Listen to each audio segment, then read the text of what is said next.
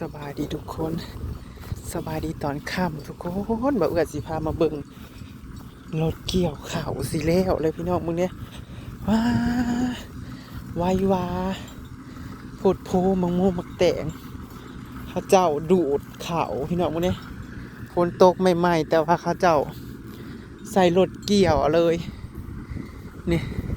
ข้าวหน้าหวานอยู่บ้านนางตุ๋ยโอ้ยมาทุกคนมาเบิ่งรถเกี่ยวข้าวว่าแต่ว่าเบื่อลองถามราคาเบิ่งคร่าวๆแล้วว่ากระสอบหนึ่ง60 บาทแพงหรือถือพี่น้องแล้วบัดเขาเจ้าซื้อเขาดิฟเขาแบบอันนี้นะเขาเจ้าซื้ออยู่6 บาทพอดูดขายบ่พี่น้องโอ้ตรงนี้ใหญ่อยู่ด้วยเนาะเนี่ยซุมนี่มาท่านออกซ้ำซุมนี่เกี่ยวแล้วดูดทอดใส่อันนี้นะใกล้สิแล้ววะโอ้กะเหี่ยอยู่ด้วยเนาะเหี่ยลายอยู่ด้วยพี่น้อง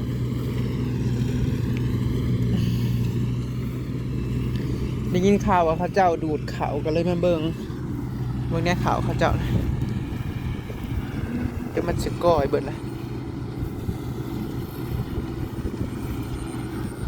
สบายเห็นหน้ายุคใหม่พี่น้องว่าจะเป็นเตาเกียวให้มันเนี่ยก็รถเกี่ยวข้าวญี่ปุ่นมาดูดเอาโลดเอามันบ่มีทางขึ้นไปส่งบ่มีแต่ทางน้อยตรงข้าหันเลยไซส์ฮอตไซส์นี่นะฮอตกว่าคูณผู้โอ้ก็ยังหลายเติบอยู่เลยเนาะนี่สบายจังเลยขายเบอร์ทงบ่นี่จังหวะนั้นแหละเพิ่นสิขายเบอร์ทงบ่นี่นะปาดเถอะเนาะและทั้งใดเนี่ยอันเริ่มดูดนี่นะแม่นดูดเขานี่หรือว่าเขาก็ได้งานแรกอยู่ไซเนี่ยเริ่มดูดนะงานแรกที่เจ้าออกนะงานอยู่ไซแล้วแหละปี๊บมานอยู่บ่ปีนี้ธรรมดาอะไรอยู่จักร้อยเขาใส่กระสิบสอบนะฮะว่าได้กินเลยอ๋อดูดแล้วไปอบบ่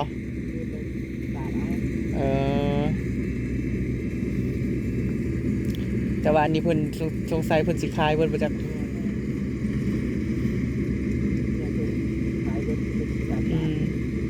โอ้ยขอบ่ตากกันด้วยขอยก็ได้เปียกอิ่มบัดนี้มันสุกแต่เฮิงแล้วของเพิ่นน่ะเลี้ยวมาแต่เฮิงแล้วก็เรื่องหุ่งอยู่พระบาทพ้นพระมานำบัดนี้ห้วยมันจะก้อยที่เนาะใบวีมันขอบเพิ่นล่ะนี่พี่น้อง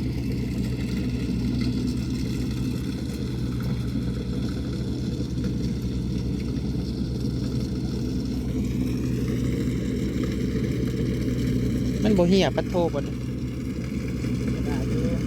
จะเหี่ยน้ำอยู่เนาะ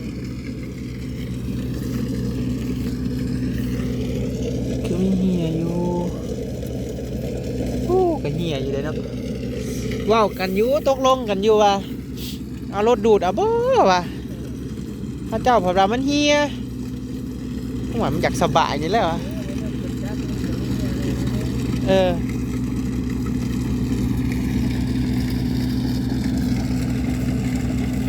เกี่ยวข้าวเลยเด้อพี่น้องเอ้ยเอารถน้อยบ่แม่นรถใหญ่พี่น้องคิดว่ารถใหญ่แบบเป็นทังคือบ้านเบาน้ำนะบ่แม่นอันนี้เป็นรถน้อย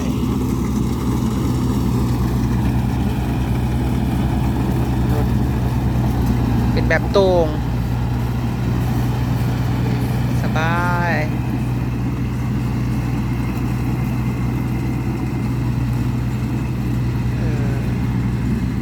แบบนี้ก็ดีคือกันนะพี่น้อง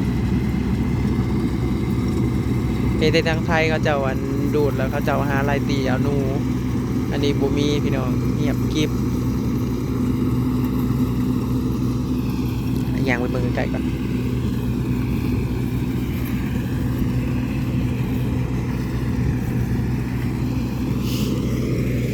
สอบหนึ่ง60 บาทคุ้มบ่พี่น้องคอมเมนต์มาเด้อกระสอบละ60 บาทแต่ว่าขายน่ะเป็นกิโลละ6 บาทเขานะกิโลหนึ่ง6 บาทเพราะว่ามันเป็นเขาดิบเป็นเขาที่เปียกแบบนี้นะเขาจะเอาซื้อแค่6 บาทพอขายบ่พี่น้องทุกเจ้าว่าเบิ่งแต่ว่าเขานี่6 บาทก็เป็นตาคายอยู่พี่น้องเพราะว่าอันฝนห้องกระตกเช้า ฝนห้องกระตกเช้าได้2-3 มื้อเอง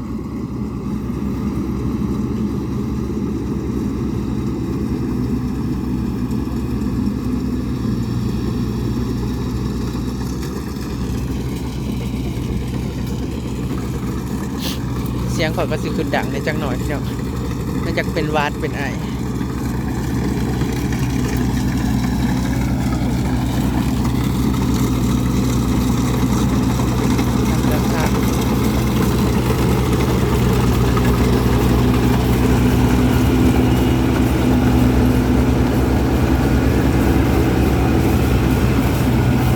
เสร็จเฟืองมันจะออกทางด้านหลังพอดีไว้หากบปืดกบโอ้เจ้าสิเหลี่ยวเป็นธงแล้วพี่น้องเอ้ยตุ้ยเอ้ยของเจ้าเป็นอะไรดิ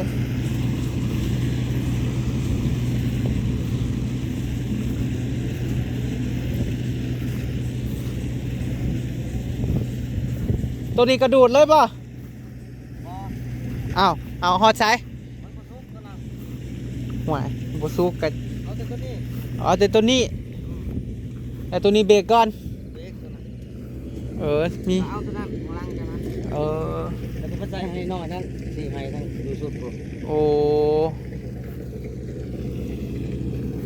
แต่ละปีนี้ได้จักสอบนี่นะปีกายเห็ดบริเวณทางใด70 สอบปีนี้ก็เห็ดมัดได้อยู่ประมาณ100 สอบนี่แหละปาดว่านจะว่านได้จักปีละวานเขาเนี่ยลัง2 ปีเลย2 ปีขอยก็ต้องเฮ็ด2 ปีนี่ แล้วก็เลยว่ากันว่าเอารถดูดเอาไปได้เฮ้ยว่าซั่นเพิ่นเพราะว่ามันเฮียว่ามันก็มีเฮียอยู่แต่อีกอย่างเบาแห้งตาสมากมันแม่นบ่ขายรถมันพอขายอยู่ของเจ้ามันพ่นลิ้น3 มื้อแล้วแม่น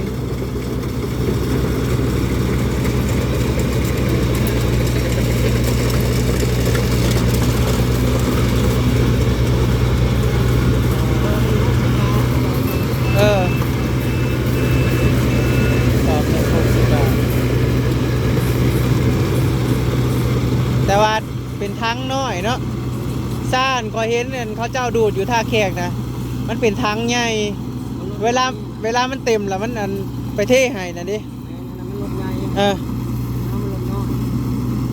ตัวนี้รถน้อยวะ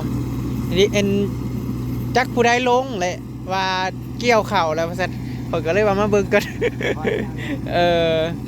เห็นบ่อาจว่าได้ว่าซั่นเขาเกี่ยวเข่าแล้วเฮ้ยว่าซั่นนี่ทางหน้าเจตุยนี่ว่าซั่นก็เลยมาเบิ่งกันโอ้แต่เก่าน่ะได้70แต่ปีนี้เฮ็ดเบิดห่วยมันสิบ่100 ปลายพุ่นบ่100 ปลายบ่อยู่แล้วอันตัวดูนี่ได้จักสอบเลยนี่เอาขึ้นไปนี่100 ปลายได้100 ปลายแล้วโอ้ก็ถือว่ามานนะปีนี้นะบ่เข้าหน้าว่านปีนี้ห้องเจ้าก็คือว่างามนะเบิ่งแน่ผู้ห่วงเฮ็ดรับทราบอยู่ประวานเป็นวันที่ได้ลงใหม่แล้วประวานแค่วานลาแล้วมันบ่ได้แม่นอยู่ของข่อยน่ะเขาใช้เขากลางเพราะว่านว่าอยู่ก่อนพ้นตกห้องข่อยได้3 ข้อมือและพ้นจังได้ลิ้นบาดนี้นะถ้าข่อย ใส่เข้ากลางท่านได้ออกซ้ำบ่ค่อยนั่น ยังเขียวอยู่ ห้องนึงก็เฮ็ดอยู่แก้มคลองก็บ่ทันออก เออ เขาดอกเขางั้น เอองานกลางมันข่อยบ่เป็นงานแท้ แท้แล้วก็ต่อ เอออันนี้คาสโน11ก่อนนะมันมาก เพราะว่าเขาเอื้อยผู้เคยใส่แล้วมันมากพวกก็เลยใส่เบิ่งก็มากอยู่ได้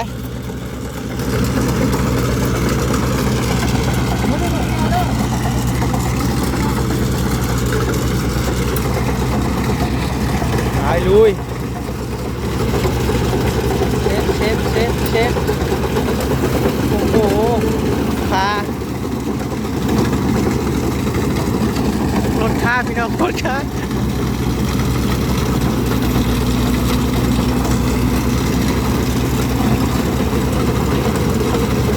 กามีเฮียแน่เลยนะพี่น้อง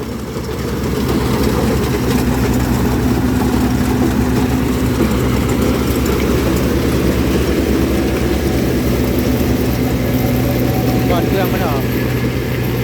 สบายทำไมมีเงินก็เป็นตาดูดอยู่พี่น้องเลย100 สอบกระตกอยู่100 กระสอบดำนี่กระตกอยู่ประมาณ6,000แต่ว่ามันสีอันนะอย่างหนึ่งคือเขาบริจ้างเขาเจ้าอันมาดบริจ้างเขาเจ้ามาอันเกี่ยว แล้วก็มาผ่าดอีกไม่หลายขั้นตอนแต่ตัวนี้มันสีแบบเขาเจ้าพร้อมใส่กระสอบเป็นว่าวแล้วก็อยากเลยดิขออภัยพี่น้องเลยว่าวแล้วก็อยากเลยป้าเดี๋ยวนะพี่น้องเขาเจ้าสิแล้ว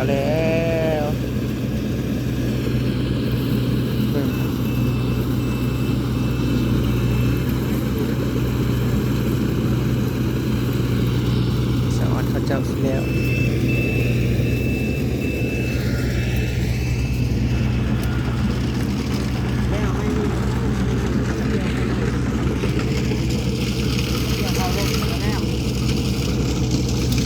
ตัวนี้เป็นของเจ้าเยอะ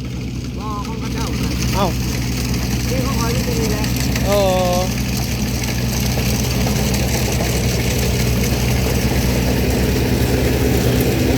100 ป่ายสอบเลยคือว่ามานนะ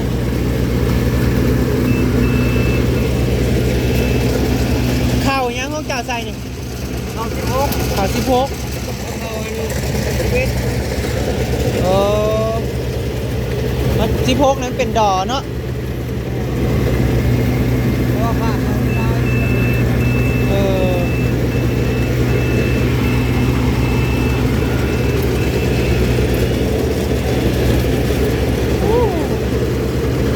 100 ป่ายเลยมัน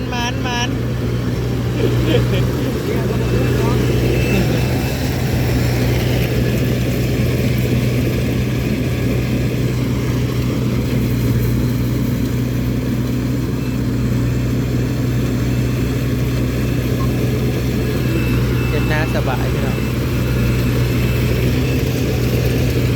อาจจะเอารถดีแตกมาถ่ายบางคนเอาขึ้นไปขายนะพี่น้อง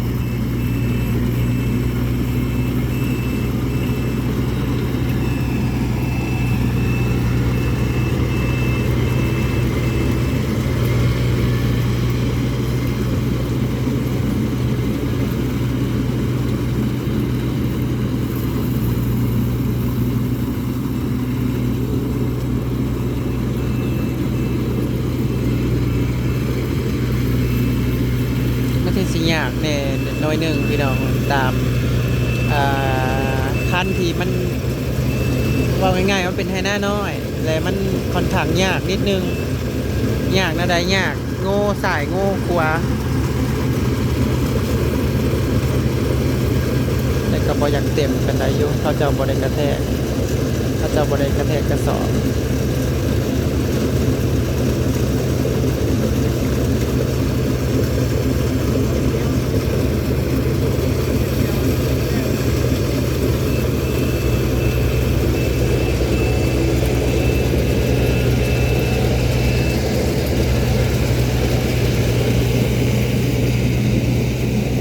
ดีปืนหากบปืนหากบตามนี่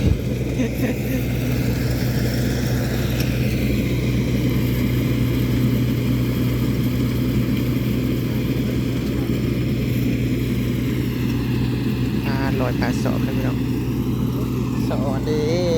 เฮ็ดนาขมือได้จะเป็นสบายไปพี่น้องเดี๋ยวเอื้อกันสิขึ้นสกอนเนาะพี่น้องเนาะคลิปนี้ก็ได้ให้เพิ่นดูดให้มันแล้วลอยปลายสอบแล้วไปเนาะพี่น้องก็เดี๋ยวเอื้อกันสิเมื่อสกอนเว้ากันกระเป๋าน้ำก่อนตกลงกันก่อนว่าคันมีเงินก็สิถ้ามีเงินนะพี่น้องกาคังเบิงว่าคันรถเขาเจ้าดูดเนาะเฮาก็อยากง่ายอยากสบายมันทันเพื่อสิมาตัดก็ต้องจ้างแล้วก็คันสิมามัดก็ต้องจ้างเนาะพี่น้องก็เลยหลายอย่างไรเนี่ยนี่สูบเบิดละแต่ว่าอันนี้บ่เป็นของเราเป็นของอีกเจ้าหนึ่งตัวนี้ตัดกระจ้างมัดกระจ้างมีแต่กะถามว่าเจ้าของก็เฮ็ดบ่เฮ็ดพี่น้องแต่ว่ามันก็ต้องได้จ้างเพิ่มแม่นบ่คันบ่จ้างเพิ่มก็บ่ไหวเพราะว่าเบาเอื้อกะบ่ได้แข็งแรงขนาดนั้นที่ว่าสิว่าสมบุกสมบันคือร่างกายของเบาเอื้อก็ยังเจ็บพี่น้องเจ็บนั่นแหละคือแบบบางครั้งที่เขาเฮ็ดเวียกหนักๆเขาจะเจ็บหลังปวดหลังปวดมาข้างหลังเนาะมันแบบมันบกกลับมาคือเก่าคันนี้พี่น้องร่างกายเขามันบกคือเก่าประมาณนั้นแต่คันพังเบิ่งก่อนเนาะคุยกันกับบานน้ำซะก่อนแต่ว่าคือสีบเป็นตาแล้วพี่น้องบ่น้ำเพิ่นบ่เอาเพิ่นว่าหนึ่งเข่ากับเฮียเพิ่นตัวนี้แหละลักคือเข่าเฮียนี่แหละพี่น้องเฮียร้ายบ่กะโอ้แต่ซ้ำฮาวานเข่าเด้อแต่ละให้นะโอ้มิดเข่าหลอกลอนอยู่เนาะเอาล่ะพี่น้องคลิปนี้ก็สิได้อำลาพาจากในการมาเบิ่งเขาเจ้าดูดเข่าไว้ซ้ำนี้ก่อนละกันพี่น้องจึงใดก็ขอบคุณทุกคนที่เข้ามารับชมคลิปเด้อพี่น้องเด้อเกี่ยวข่าวยี่สิบบ้านนะนางตุ้ยโอ้เขตบ้านไม่นางตุ้ยตัวนี้เป็นหน้าวานเขาเจ้ามานเลยพี่น้องเขาเจ้าได้ลอยปลายเลย